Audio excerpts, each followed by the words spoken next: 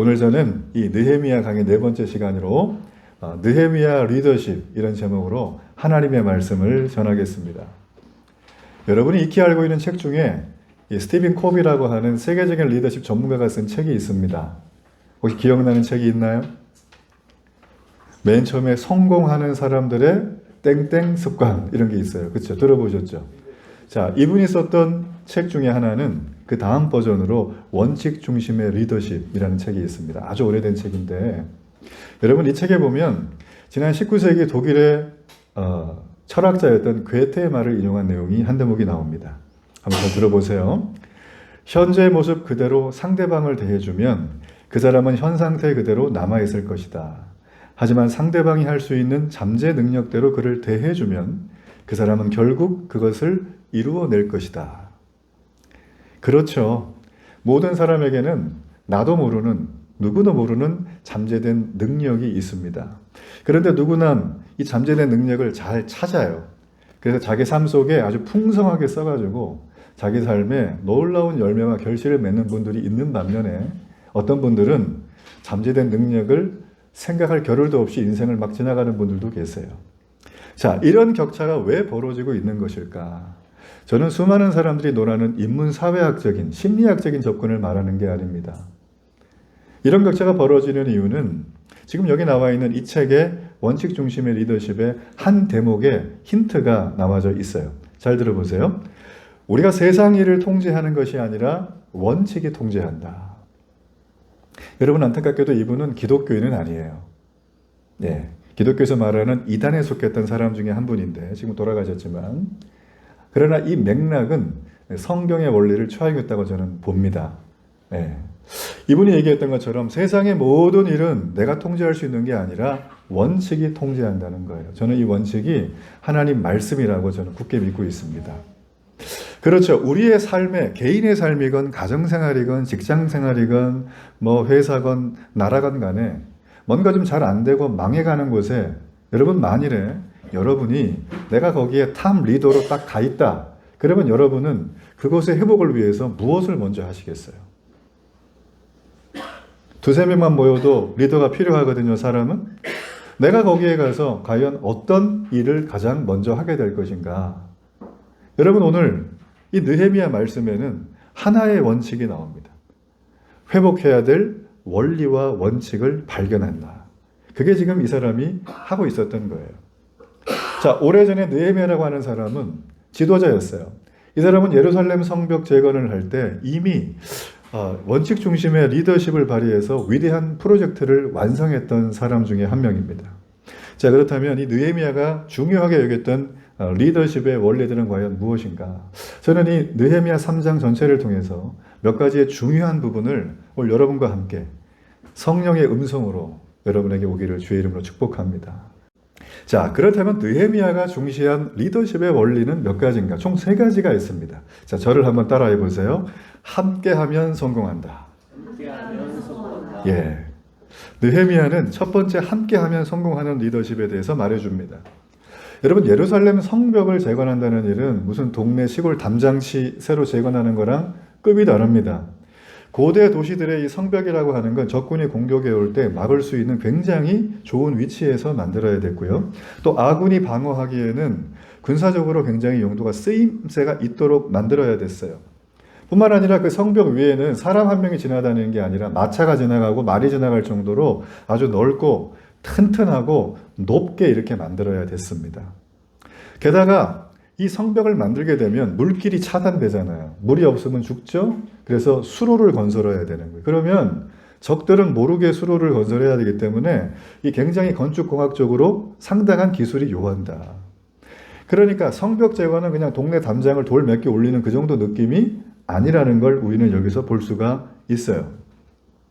이런 모든 것들을 고려할 때 지금 느헤미야가 앞으로 약 2달도 안 되는 짧은 기간 동안에 무려 140년간이 넘도록 140년이 넘게 방치되어 있던 이 예루살렘 성벽 재건을 끝낼 수 있는 것은 제가 볼 때 이거는 하나님이 도우셨다. 기적이라고밖에 저는 설명을 할 수가 없습니다. 자, 이 느헤미야가 건설했던 성벽 과연 어떤 것인가? 자, 화면이 벌써 나와 있네요. 자, 여기 보시게 되면은 왼쪽에는 상상도예요. 예. 자, 저렇게 예루살렘 성전이 쭉 이렇게 예루살렘 이 성이 쭉 있고요. 맨 위에가 이제 예루살렘 성전입니다. 그리고 맨 아래는 다윗이 있었던 다윗성이에요. 다윗 기억나시죠? 이 다윗이 예루살렘을 정복했거든요. 그래서 다윗성을 딱 이렇게 만들었다. 그러니까 북쪽에는 성전, 남쪽에는 다윗의 집이 있습니다. 자, 이 느헤미야가 당시에 예루살렘 성벽 무너진 걸 재건하기 위해서 제일 먼저 출발한 곳이 북쪽에 보면 조그만 글씨로 양문이라고 보입니까? 한시 방향에 보이죠? 자그마죠? 이 양문으로 시작을 해서 어문으로 갑니다. 이 어문은 당시에 수산업에 종사했던 사람들이 통과하던 물고기가 왔다 갔다. 그 다음에 옛문, 꼴짜기문, 그 다음에 분문, 그 다음에 샘문, 그 다음 마문, 그 다음에 양문. 자, 이렇게 해서 한 바퀴 삥 시계 반대 방향으로 도는 거예요. 이런 식으로 이제 만들어지게 되었다. 자, 이 예루살렘 성벽 재건하는 게 만만하지가 않죠. 아무리 느헤미야가 탁월하고 힘이 있는 사람이었다고 해도 혼자 이 일을 감당하는 건 불가능합니다. 이 느헤미야 3장 전체에 보면 무려 공사 구간만 46군데예요. 거기다가 75명의 리더들의 이름이 등장합니다. 그 리더가 팀을 이루어서 공사를 다 했거든요. 그리고 이분들의 직종이 15개가 넘어요. 어떤 분은 우리로 말하면 금세공사 있죠. 아주 섬세한 분들, 그죠? 손이 다치면 큰일 나는 분들. 금장색, 그 다음에 비단 옷감을 취급하는 사람들, 뭐 의사들도 있었고, 지금 말하는 목회자들도 있었고, 다 있었어요. 심지어는 여자들까지, 자녀가 없는 싱글들까지 다 와가지고 이걸 참여를 하게 됩니다. 자, 그래서 여기 보면 참 엄청난 규모의 사람들이 이 일에 함께 했던 것을 볼 수가 있습니다. 자, 이 느헤미야 3장을 여러분 나중에 읽어보시면 알겠지만 22번이나 나오는 가장 많이 나오는 단어가 있습니다. 그 단어가 뭐냐면 그 다음은 이란 단어예요. 이 단어가 나오고 나면 사람의 이름이 나오고요. 출신이 나오고요. 직업이 등장을 합니다. 그리고 이 사람이 어디서 성벽 재건을 했다. 위치가 딱 포지셔닝이 딱 돼 있어요. 자, 이렇게 다양한 사람들이 많은 사람들이 많은 공사 현장에서 이런 일들을 자기 자리에서 이탈하지도 않고 지금 4장에 넘어가면 적들이 호시탐탐 노리고 있거든요. 성벽 재건하는 걸 방해하는 적들이. 그러니까 그 적들까지도 커버해 가면서 어떻게 저는 이거를 불과 52일 만에 성벽을 완성했을까. 저는 제가 볼 때 이거는 세계 8대, 세계 9대 불가사의로 저는 생각을 해요. 이거는 정말 어려운 거예요. 정말 어려운 거예요. 자, 그런데 여러분 오늘 3장 1절에 보면 거기에 대한 힌트가 등장합니다. 자, 3장 1절 함께 한번 읽어보겠습니다. 그때에 엘리야십이 그의 형제 제사장들과 함께 일어나 양문을 건축하여 성별하고. 자, 여기 보면 아주 좋은 단어가 있어요. together, 함께란 단어가 등장을 해요. 느헤미야는 이 엄청난 거대한 프로젝트를 혼자 한 게 아니라 함께 했다. 요즘 말로 하면 협업 있죠, 협업? 그죠? 협업 많이 하죠? 뭐 공유 오피스 많이 있죠, 그죠? 저는 이것을 협력의 원리라고 이름을 붙여봤어요. 협력의 원리. 우리 주변에 보면 아장아장 걷는 아기들이 있습니다. 이 아기들의 미소는 어때요? 거의 천사의 버금가는 미소입니다. 이 천사의 웃음을 하고 있는 아가들이 어떨 때는 악마의 미소로 바뀔 때가 있어요. 언제 바뀌죠? 뗐을 때 바뀌어요. 맞아요. 예. 이 아이들이 악마의 미소가 될 때는 심기가 불편할 때. 보통 언제 심기가 불편합니까? 어떨 때? 아플 때. 우리 현업에 종사하는 애기 보시는 우리 선생님이 계세요. 예. 아플 때. 또 언제 불편하죠? 배고플 때. 배고픈데 밥 안 줄 때 심기가 매우 불편해져요. 이 아기들이. 아이들은 천사의 미소를 가지고 있지만 인내할 줄을 모르죠. 인내할 줄 모르면 서로 함께 힘을 모아서 돕는 협력은 물 건너간 거예요. 어디 아기들만 그러겠습니까? 내가 하루를 살아가는 일상생활, 한 주간의 삶은 여러분 어떻습니까? 협력의 원리가 잘 작동을 하고 있습니까? 어떤 사람이든 어떤 관계든 그 협력의 원리를 가지고 배려하고 인내하며 서로 협업해서 힘을 모으고 여러분 있나요? 여러분 성경은 교회의 본질에 대해서 몸에 비유합니다. 여러분 사람 몸, 이 바디 있죠? 이 교회는 교회의 머리, 몸의 머리가 되게 중요하잖아요. 이 중요한 머리를 예수님이라 그래요. 그리고 교회를 몸이라고 불러요. 그럼 우리 성도들은 누굴까요?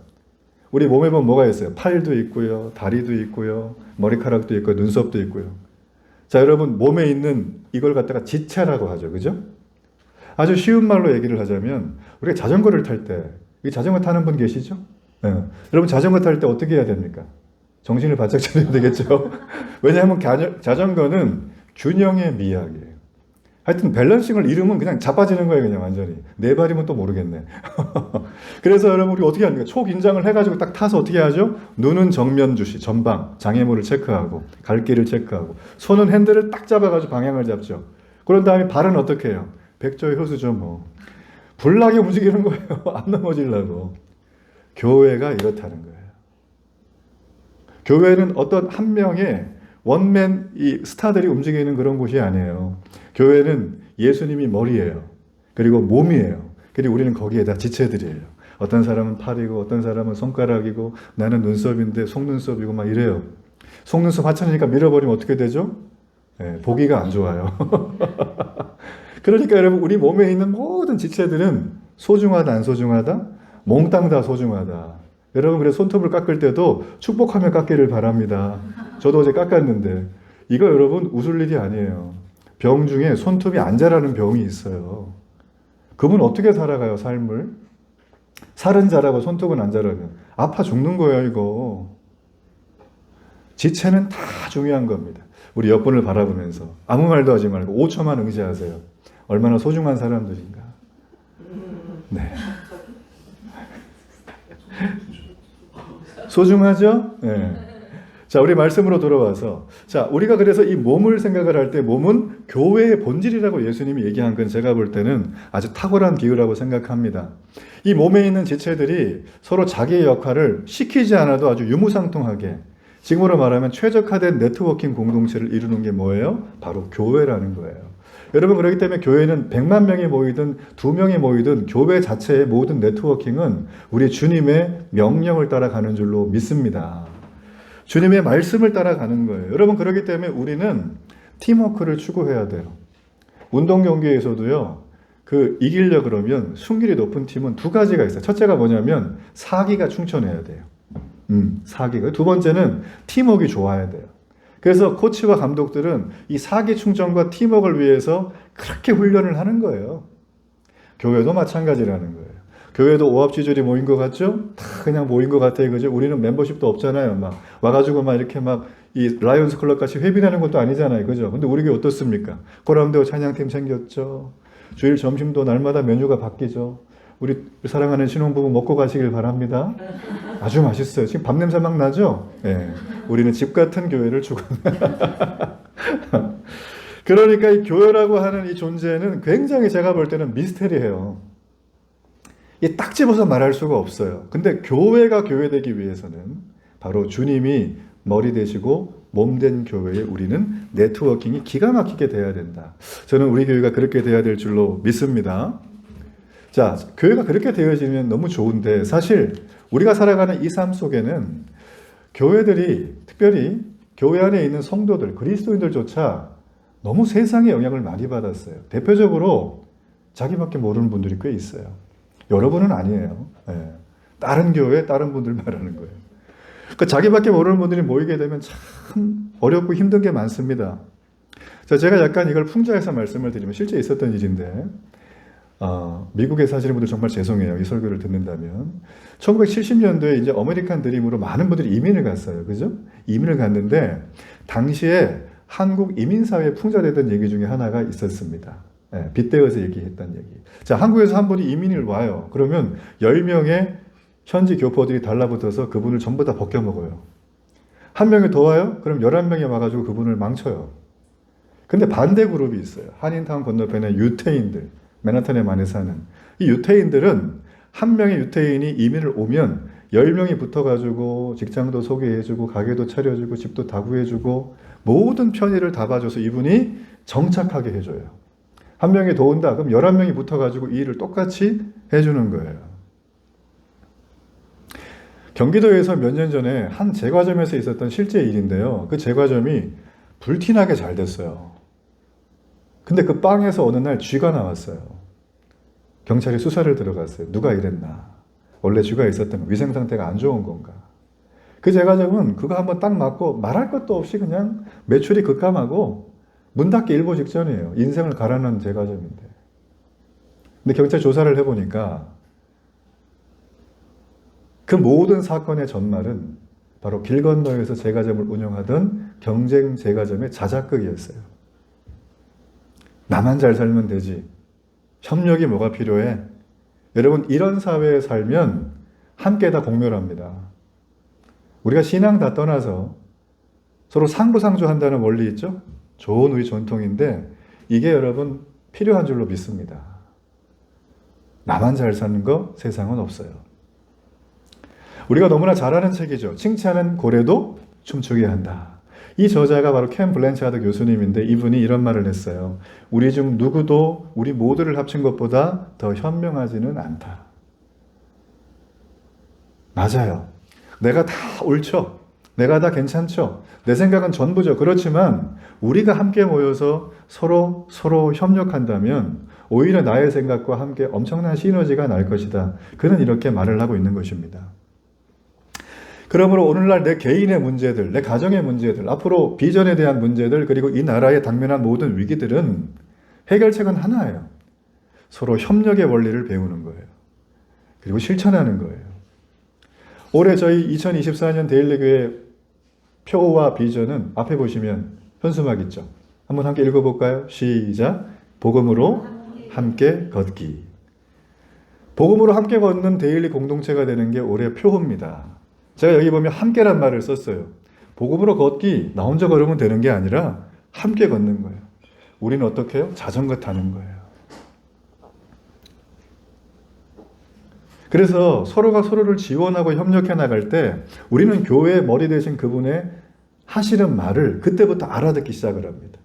그래서 그 말씀이 뭔가 내 인생에 적용을 해보게 돼. 이걸 바로 순종이라고 해요. 신앙생활을 이렇게 하는 거죠. 자, 이렇게 우리의 삶이 복음이 삶이 되는 삶으로 나아가게 되면 우리 교회는 그냥 생각만 해도 입에서 미소가 떠오르고 교회 가고 싶어서 막 아주 내가 막 어쩔 줄 모르고 아까 우리 자매님 그래도 주일날 이제 일찍 올라고 토요일날부터 잔대요. 축복합니다. 네, 토요일부터 자면은 또 문제가 많은데 그토록 여러분 이 교회 공동체는 협력의 원리가 필요하다라는 것입니다.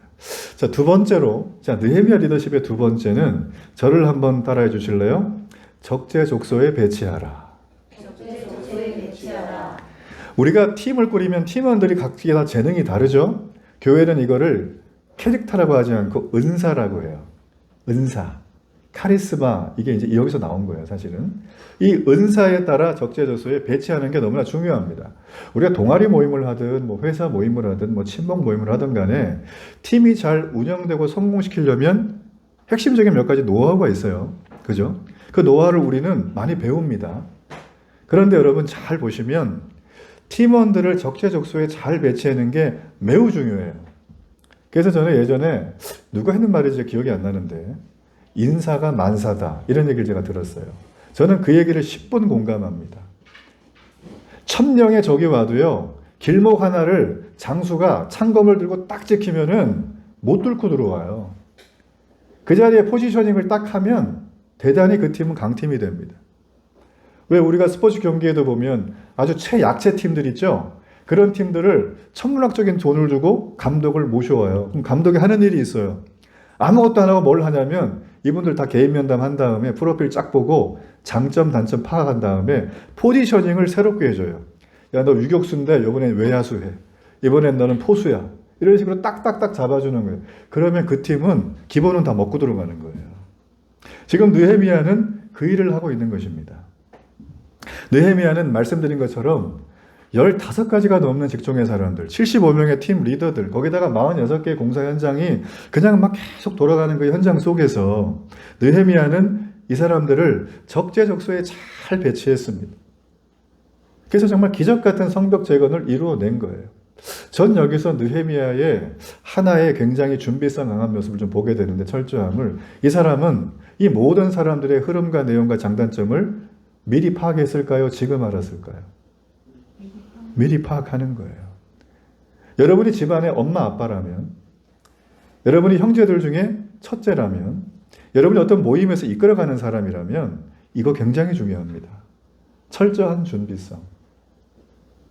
대충 되겠지? 인생 살아보니까 그런 거 있던가요? 한 개도 없어요. 우리가 배가 고플 때 음식을 하나 해먹을 때도 머릿속에 세팅된 설계도 값이 있어요. 아, 나는 무슨 회사 라면을 먹으면 입안에 미소가 돈다. 그럼 그걸 사서 먹는 거예요. 그렇죠? 우리는 항상 이렇게 철저한 준비가 되어져 있다. 자, 오늘 이 느헤미야는 과연 그렇다면 어떻게 이렇게 적재적소에 팀원을 잘 배치를 했는가? 우리가 그 비결을 한번 살펴보면서 이 안에 코너코덤 하나 주시는 하나님의 영적인 교훈이 많습니다. 제가 32절이나 되기 때문에 이 75명 팀 전체를 다 얘기는 못하고 그 중에 아주 굵직하고 오늘 우리에게 주시는 생명의 메시지가 되는 분들만 좀 살펴보겠습니다. 자, 여러분 우리가 아까 읽었던 1절에 보면 양문을 재건했다 그랬어요. 그죠? 양문이 출발해 어제 말씀을 드렸습니다. 여러분이 양문이라는 건 처음 들어보셨죠? 그렇죠? 양문은 말 그대로 양이 지나가는 문이에요. 그러면은 이 구약 시대에 굳이 동물인데 뭐 동문 그러면 되지 양문이라고 할 필요는 뭐가 있을까? 이런 생각이 들잖아요. 이 양문은 뭐냐면 바로 당시에 예배, 우리로 말하면 제사죠. 이 제사를 드릴 때 제물이 필요하잖아요. 이 제물이 보통 어린 양이 많았어요. 그러면 어린 양의 이 제물이 지나가는 문이 정해져 있어야겠죠. 그래서 그 양문이 바로 그 문이라는 거예요. 자, 공사의 시작을 지금 여기서 시작을 합니다. 여러분 이걸 영적으로 해석하자면 이 양문은 바로 우리 죄를 위해서 십자가에 못 박히실 2000년 전에 오신 어린 양 예수 그리스도가 지나간 문이에요. 그분이 이 문을 통과해서 죄 가운데 하나님을 만날 수 없었던 우리에게 우리의 모든 과거와 현재 미래의 죄를 용서해 주기 위해서 우리의 모든 죄를 토스받아가지고 어린 양이신 예수님이 대신 죽으신 사건, 바로 그 문이 양문이라는 것입니다. 십자가를 통해서 하늘아버지께 가는 문을 그분이 자신의 몸과 피로 목숨으로 영원히 열어놓으신 사건, 그게 바로 예수 그리스도시죠. 그래서 제사장들은 이걸 알았어요. 이스라엘의 성벽을 재건하기 위해선 가장 첫 번째 스타트가 중요한데 나의 첫 번째 첫 삽을 뜨는 것은 바로 이 예수 그리스도의 양문을 복원하는 것이다. 여러분 마치 이거는 우리 신앙생활의 기준과 같아요. 핵심이라고 봐야 됩니다. 우리 이 땅을 살아가면서 물질 사회에 살고 있습니다. 그래서 돈이 굉장히 중요해요. 근데 우리가 돈을 벌어서 하나님 앞에 예배할 때 뭐 하죠? 제물을 드리잖아요. 그게 뭡니까? 헌금이에요. 그 중에서도 11조라고 하는 헌금은 뭐 많은 분들이 얘기를 합니다. 뭐 구약에 끝난 거 아니냐, 뭐 신약에서는 재해석이 됐는데 많이 얘기를 하는데 제가 물어봐요. 11조 하세요? 안 해요, 안 해요. 근데 하나님의 복음 받고 싶어 해요. 여러분 성경을 있는 그대로 말씀드릴게요. 성경에는 하나님 앞에 내 곳간이 차고 넘치는 걸 보고 싶다면 하나님 앞에 정한 소득의 11조를 드리라고 돼 있어요. 다른 사람 얘기 말고요. 제 헌금 얘기를 제가 한 번도 안 하죠. 이때까지 한 적 한 번도 없죠. 또 본문에 나왔으니까 해야 되는 거예요. 오해 말고 들으세요. 저는 헌금 강요하는 목사가 절대 아닙니다. 제가 처음 예수님 믿고 나서 그 교회를 갔더니 거기는 아주 뜨거운 기도하는 교회였어요. 근데 봤더니만 11조, 봉투, 감사헌금, 봉투, 주일헌금, 봉투 딱 있는 거예요. 건축헌금까지. 이게 뭐냐고 물어봤더니 헌금을 이렇게 내래. 전 냈어요. 아무것도 모른 채 낸 거예요. 그리고 제가 신학을 하고 성경을 공부하면서 알게 됐어요. 원리를. 그러고 나서 그때부터는 낼 때 전혀 마음이 달라졌죠. 너무 귀하고 값어치 있는 것이구나. 값을 매길 수 없는 것이구나. 그리고요, 저희 집, 지금 저희가 이렇게 결혼해서 지금 우리 자녀들 이렇게 있고, 제가 지금 이렇게 여기 지금 살고 있고, 얼굴이 뭐 이렇게 피죽도 못 그려 먹은 그런 얼굴은 아니죠? 네, 하나님이 다 먹여주셨어요, 지금까지.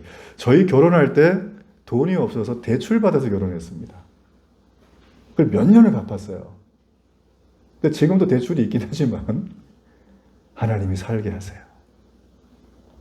전 여러분에게 지금 구약에 나와 있는 이 11조, 이거를 무조건 하라는 말을 드리는 게 아닙니다.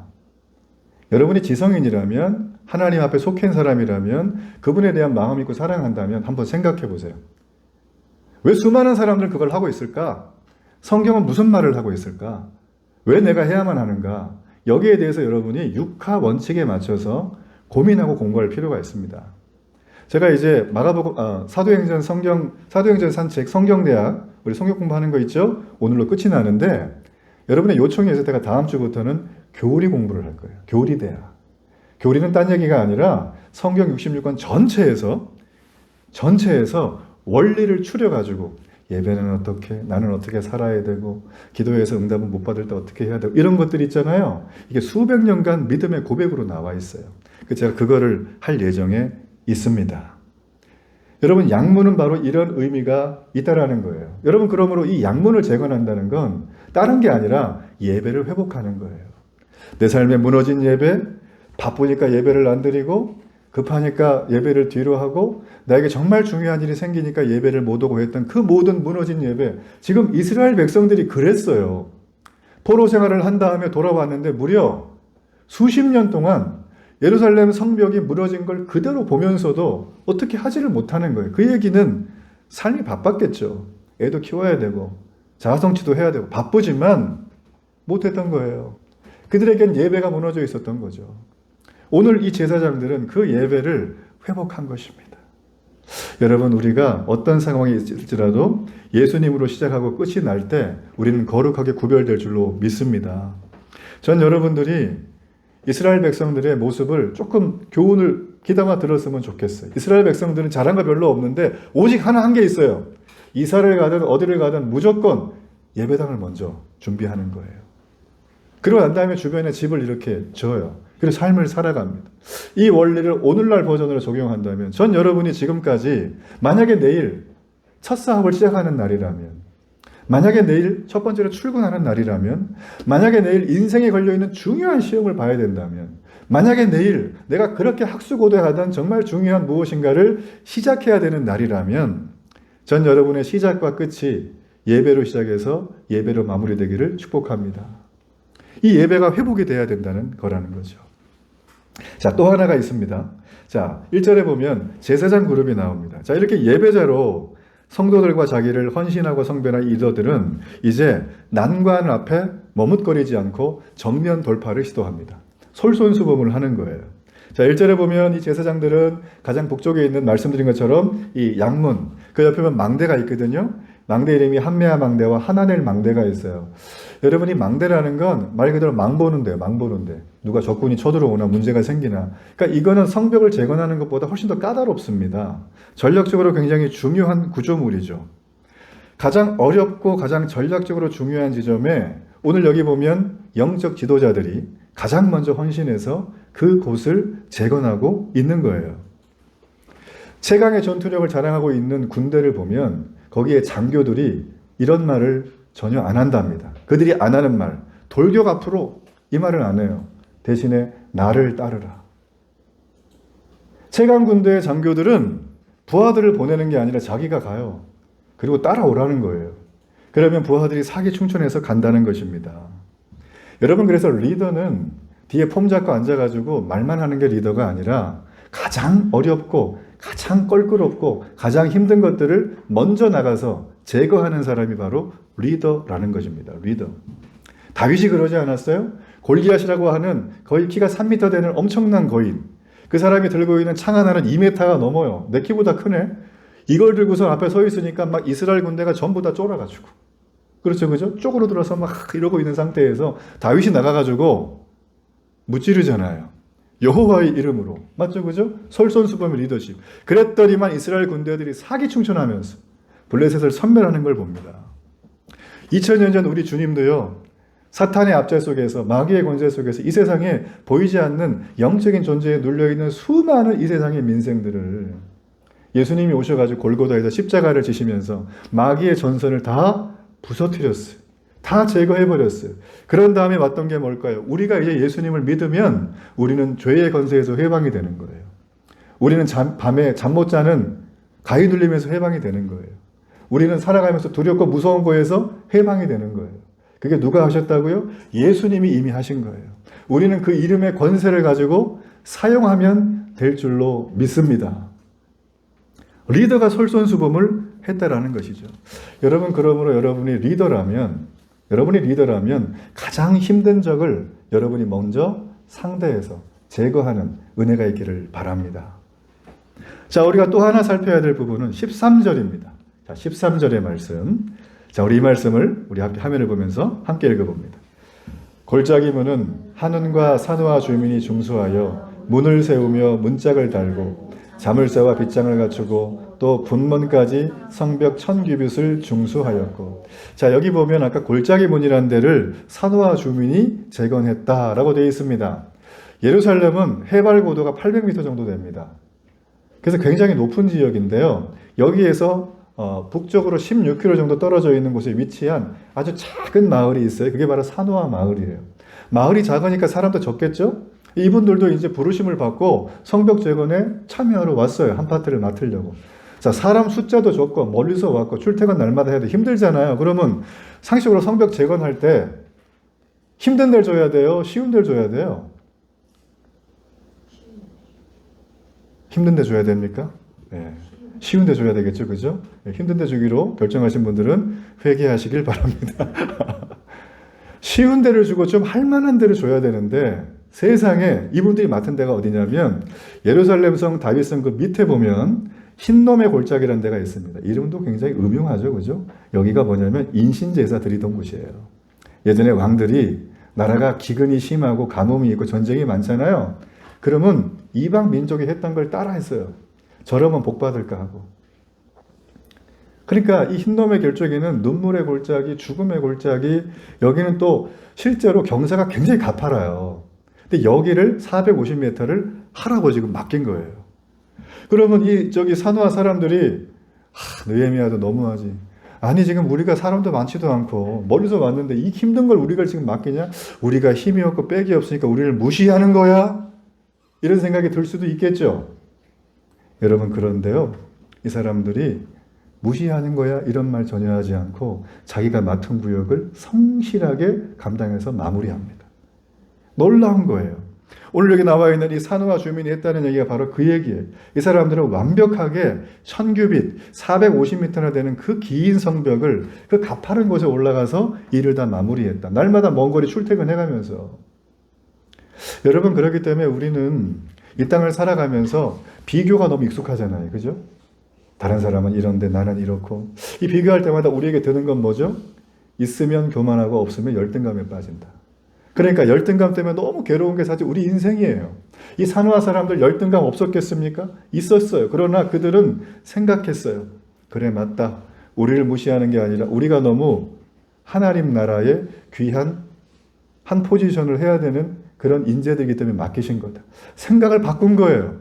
1달란트만 줬는데 이 1달란트를 집에다 묻어둔 게 아니라 이걸 가지고 성실하게 아주 근면하게 아주 최선을 다해서 그 일을 감당했던 거죠. 그들은 자부심과 기쁨으로 일을 하게 된 것입니다. 여러분 내게 맡겨진 일이 내 입에 벅찰 때가 있어요. 내가 아무리 해도 결과가 10년 후에나 나올 것 같아요. 그게 하나님이 맡기신 일이라면 그럼에도 불구하고 하시기를 축복합니다. 왜냐하면 그게 축복으로 가는 길이에요. 하나님이 보고 있는 거예요. 또 하나가 있습니다. 여기 보면 5절을 보세요. 5절. 자, 우리 5절 말씀 우리 함께 한번 읽어보겠습니다. 그 다음은 드고아 사람들이 중수하였으나 그 귀족들은 그들의 주인들의 공사를 분담하지 아니하였으며. 여기 보면 귀족이 나옵니다. 그죠? 훌륭하신 분들. 이 귀족은 그들의 주인들의 공사를 분담하지 않았대요. 이 주인이란 말을 요즘 번역으로 얘기하면 현장 공사 감독을 말하는 거예요. 느헤미야겠죠? 그죠? 예. 자, 이 사람의 말을 듣지 않고 이 귀족들이 뺀질뺀질 거린 거예요. 아, 나는 귀족이니까 나는 손도 굉장히 고운데 이 돌을 어떻게 이렇게 하냐, 이거를 내가 흙을 어떻게 만지니? 그러면서 살살살살 빼면서 요령 부리면서 뺀질뺀질 거렸다. 그게 누구라고요? 바로 드고아의 귀족이었어요.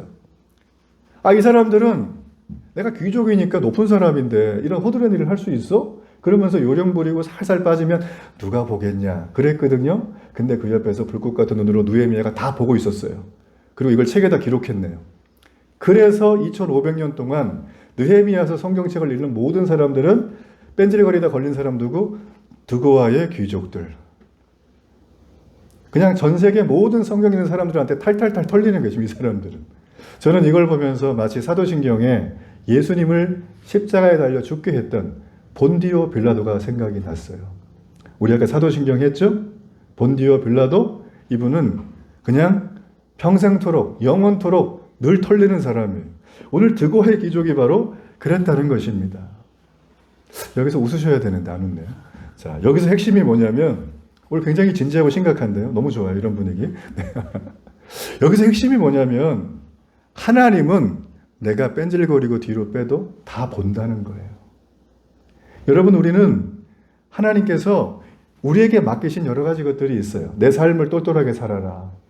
내 주변을 돌보라. 교회를 섬기라. 이런 것들이 있거든요. 근데 우리는 때로는 살살살 빼요. 이런 핑계 저런 핑계, 오늘 교회 못 가고 하여튼 간에 성경 읽으려고 이제 작정했는데 못 읽고 이런 거 많이 합니다. 늘 그것 때문에 우리가 왔다 갔다 하죠. 여러분, 그런데요, 이렇게 요령피고 적당하게 하려고 했던 것들을 여러분 천국에 가면 천국 다큐멘터리에 풀 HD로 여러분의 모든 행적이 기록된 줄로 믿습니다. 화질이 선명해. 빼도 박도 못해요. 우리는 압니다. 우리 인생이 100년 가히 길지 않습니다. 하나님이 우리에게 주시는 일은 여러 번 오지 않아요. 일할 수 있는 기회가 그렇게 많지 않습니다. 여러분에게 하나님이 맡기신 일이 있다면 요령 부리지 말고 몸과 마음을 던져서 함께 하시길 바랍니다. 여러분, 그런데 여기 보세요. 이 뜻밖의 사람들이 등장을 하거든요. 자, 27절의 사람들이에요. 자, 27절 한번 읽어봅니다. 그 다음은 드고아 사람들이 한 부분을 중수하여 내민 큰 망대와 마주대한 곳에서부터 오벨 성벽까지 이르렀느니라. 자, 이 사람들이 누구냐면 맹드고아 사람들이에요. 근데 이 사람들은 귀족이 아니라 평민들이었어요. 자, 우리가 금방 살폈죠. 이 드고아라는 사람. 여러분, 우리가 또 한번 지형을 살펴야 되는데요. 이 드고아도 예루살렘 남쪽으로 한 16km 떨어져 있어요. 근데 높은 고원지대에 있어요. 이렇게. 그래가지고 이분들이 이 높은 데 사는데 출퇴근하면서 지금 이 망대를 막 고치고 있는 거예요. 근데 귀족들이 어떻게 하죠? 뺀질거리면서 자기 일을 안 하고, 이게 성벽 재건이 무너진 걸 재건하는 거니까 어떤 것들은 듬성 이렇게 있어요. 그러면 구멍을 메꾸고 보수하는 것도 재건이잖아요. 굉장히 중요하죠. 그죠? 그래서 이 귀족들이 그걸 맡겨놨는데 안 하니까 이 평민들이 가가지고 자기 일 다 해놓고, 그리고 시간을 더 들이고 힘을 갑절로 써서, 성경이 갑절로 써가지고 가서 그 일을 마저 마무리하더라. 하나님 나라의 포지션에서 내가 요령 부리고 그걸 안 하잖아요. 그러면 그 책임을 다 못하면 내가 안 한 그 성벽 재건의 그 구멍은 누군가 와서 메꿔야 됩니다. 그 누군가가 오늘 이 드고아의 평민들이었어요. 내가 안 하면 어떤 형제가 그 일을 대신해야 되는 거예요. 여러분, 영적인 원리와 법칙은 아주 심플해요. 누가 안 하면 누가 대신해야 돼요. 근데 그 대신한 사람이 그 안 했던 사람의 목까지 다 복을 받아요. 그게 영적인 원리라는 거예요.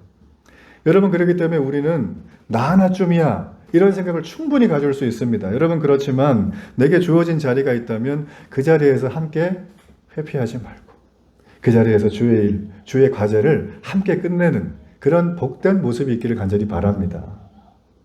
자, 우리 마지막으로 이 느헤미야 리더십을 살피는데 마지막으로 저를 한번 따라해 주실래요? 진심으로 격려하라. 진심으로 예. 격려하라. 자, 여러분을 진심으로 격려하고 있는 거 아시죠? 예, 아시죠? 오늘 이 느헤미야는 여러 세심한 부분을 가지고 이 성벽 재건을 했는데요. 여기 보면 지도자 이름을 전부 쓰고 그들의 사역의 내용을 몽땅 적은 이유는 바로 진심으로 격려하기 위해서였어요. 자, 격려한다는 말의 반대말은 뭘까요? 격려의 반대말. 무시. 그런 것도 있겠죠? 무시당하면 우리 마음이 어떻죠? 힘들죠? 이걸 보통 질책. 그렇죠? 질책당하면 어때요? 날아갈 것 같아요. 기분이 상쾌해. 막 이래요? 안 그렇죠? 낙심하게 되는 거예요. 격려의 반대말은 낙심입니다. 낙심을 하면 용기를 잃게 됩니다. 의욕이 사라지죠. 그래서 신약의 히브리서 기자는 이런 말을 했어요. 서로 돌아보며 사랑과 선행을 격려하라. 언제? 늘 함께하는 공동체 식구들에게. 서로 돌아보며 사랑과 선행으로 격려하라는 것입니다. 미국 소설가였던 마크 트웨이는 이런 말을 했어요. 칭찬과 격려보다 공동체를 건강하고 견고하게 세워갈 수 있는 더 나은 방법은 없다. 이분이 톰 소의 모험을 쓰신 소설가입니다. 칭찬과 격려를 모르는 남편과 아내 사이를 여러분 본 적이 있으신가요? 저는 본 적이 있는데 마치 감옥 같아요. 칭찬과 격려를 잘 할 줄 모르는 그런 가족을 보면 제가 볼 때는 서로 원수처럼 보여져요. 칭찬과 격려를 전혀 할 줄 모르는 교회 공동체를 보면 저는 북극 한파가 임한 것 같아요. 너무 냉랭해. 사람은 많은데 시설도 좋은데 칭찬과 격려가 관심이 없는 거예요, 서로에게.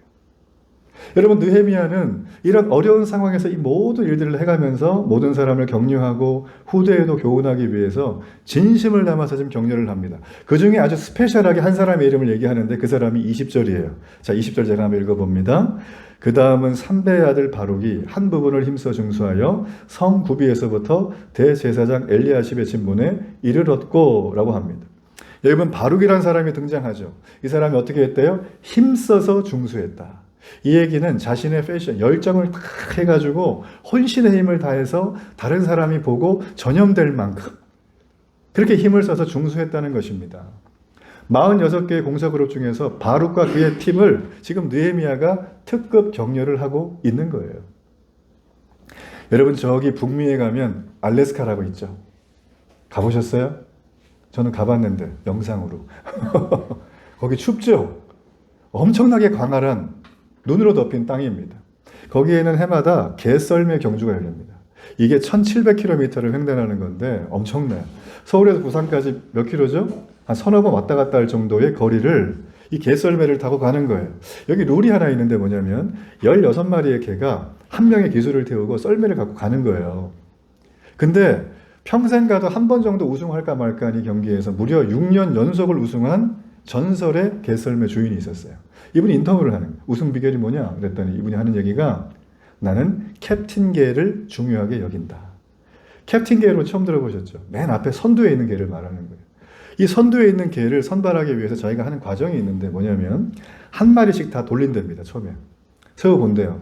그 대개 보면 몸집이 크고 순놈에 이렇게 아주 나이도 좀 있고 노련한 그런 개들이 캡틴 개가 된대요. 그래서 몇 년을 우승으로 했는데 마지막 해에는 이변이 벌어진 거예요. 어떤 이변이냐면 암컷에다가 몸집도 작고 나이도 어린데 캡틴 개가 됐어요. 캡틴 개가 되기 위해서는 다른 15마리가 그 캡틴 개를 따라야 된답니다. 어떤 방식이든. 개가 가면 따라가야 되는데 안 따라가면 개는 캡틴 개가 안 된다는 거예요. 근데 이 개가 된 거예요. 몸집도 작고 암컷이고 어린데. 어떻게 됐을까? 처음 출전했는데. 그 비결이 뭐냐고 물어봤더니만 비결이 딱 하나래요. 알래스카가 엄청나게 눈보라가 심하잖아요. 춥고 막 눈이 오는데 이 앞에 있는 이 암컷개가 캡틴 개를 딱 세워놨더니 얘가 질주하더라는 거예요. 심지어는 온몸에 눈이 허옇게 그냥 뒤집어 쓰는데도 아랑곳 않고 가는 거예요. 그러니까 뒤에는 15마리 개들이 지치는데 이 개를 보고 그 열정에 그 혼신의 힘을 다하는 앞에 있는 캡틴 개의 열정에 전염이 돼가지고 다 따라가더라는 거예요. 결국 우승한 거예요. 여러분, 많은 사람들이 말합니다. 나는 아직 높은 자리가 안 됐기 때문에, 나는 아직 가진 게 많이 없기 때문에, 나는 아직 더 모아야 되기 때문에 난 뭘 못합니다. 여러분, 이런 분들은 평생 못해요. 그런 날은 오지 않습니다. 내가 이 땅을 살아가며 한 인간으로서 존엄하게 영향력을 미치면서 특별히 예수를 믿는데 예수 믿는 삶의 모습의 향기가 드러나는 삶을 나중에 하겠다? 그런 날은 오지 않아요. 이 캡틴 개처럼 몸집도 작고 암컷에다가 나이도 어리고 경험도 없어요. 우리는 그런 존재들이에요. 그런데 그 자리에 갔을 때 하나님이 부르셨을 때 주인이 콜링했을 때 성벽 재건을 완수하고 있는 것입니다. 여러분, 다이아몬드는 똥밭에 놔둬도 다이아몬드예요. 다이아몬드 주먹만한 거 똥밭에 떨어져 있으면 아우 더러워 지나갈 거예요? 조아라자면은 어떻게 할 거예요? 근데 내가 지금 엘레강스하게 입었는데 막 쫙 이렇게 막 한 벌 쫙 했는데 그거 그냥 벗고 가요? 입고 들어가요? 입고 들어가야 되겠죠, 그죠? 이거 수만 벌은 살 수 있으니까. 할렐루야. 예. 돈 얘기하면 반짝반짝. 그런 거예요, 여러분. 그런 거예요. 믿음의 사람들은 처음부터 다이아몬드가 아니었어요. 그냥 탄소였어요, 탄소. 그런데 하나님이 고난을 통해서, 힘듦을 통해서, 격려를 통해서, 성벽 재건의 아픔을 통해서, 이런 걸 통해서 그들을 압착하고 가열하고 누르고 땡겨서 다이아몬드가 되게 만드시는 거예요. 전 여러분이 그렇게 만들어가고 있는 줄로 믿습니다. 하나님은 여러분의 삶을 절대 그냥 두질 않아요. 제가 이 느헤미야를 보면서 정말 독특한 거는 뭐냐면 이런 거대한 사역을 했는데 프로젝트를 했는데 느헤미야는 자기를 내세우질 않아요. 저는 리더는 이래야 된다고 믿습니다. 격려하는 리더가 된 거예요. 내가 한 게 아니라 니들이 했다. 함께 했다. 너무나 좋다. 그 얘기를 하고 있는 거죠. 여러분 성경 신약에 보면 초대교회 때 이름 자체가 격려인 분이 계셨어요. 그분의 이름이 누구냐면 바나바라는 분이에요. 이분의 이름이 바나바인데 뜻은 격려라는 뜻이에요. 이 바나바는 안디옥교회라고 하는 곳에 담임 목사님이셨어요. 근데 이분이 복음을 전하고 막 사역을 하는데 어느 날 유대교회에서 회심한 사울이라는 청년 얘기를 들었습니다. 이 청년을 듣고 찾아갔어요. 그리고 그를 데려다가 세웠어요. 지도자로 세워서 그를 이끌어 갑니다. 그리고 그와 함께 전 세계 전도 여행을 떠나기 시작을 했어요. 여러분 이 사람들의 전도 여행이 바로 사도행전에 기록이 되어 있는데 11장에 보면 이 바나바가 사울을 데리고 전도 여행을 할 때 처음에 사도행전에 기록했던 사람은 바나바와 사울이라고 이름을 순서를 썼어요. 근데 시간이 다 지나서 어떻게 되는 줄 아세요? 바울과 바나바 이렇게 된 거예요. 왜 이름이 바뀌었는가? 이 얘기는 바나바가 먼저 선배지만 자신의 리더십을 후배한테 이양한 거예요.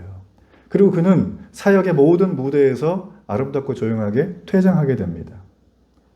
사울이었던 사람이 하나님의 은혜를 받고 바울로 변하는 순간 그는 알아봤어요. 격려자 바나바는. 아, 이 사람이 하나님의 일을 하는 사람이구나. 여러분 우리도 하나님 앞에 지금 이 시대에 꼭 필요한 사람, 여러분의 삶 속에 여러분의 삶을 온전히 리더하며 이끌어가야 될 그 사람의 모델로 전 여러분에게 느헤미야와 바나바를 추천합니다. 이 사람들은 자기가 잘해서 된 게 아니라 모두가 다 어떻게 했어요? 예수님을 만난 사람들이에요. 그들은 예수님이 교회의 머리시고 나는 몸의 지체라는 걸 알았던 사람입니다.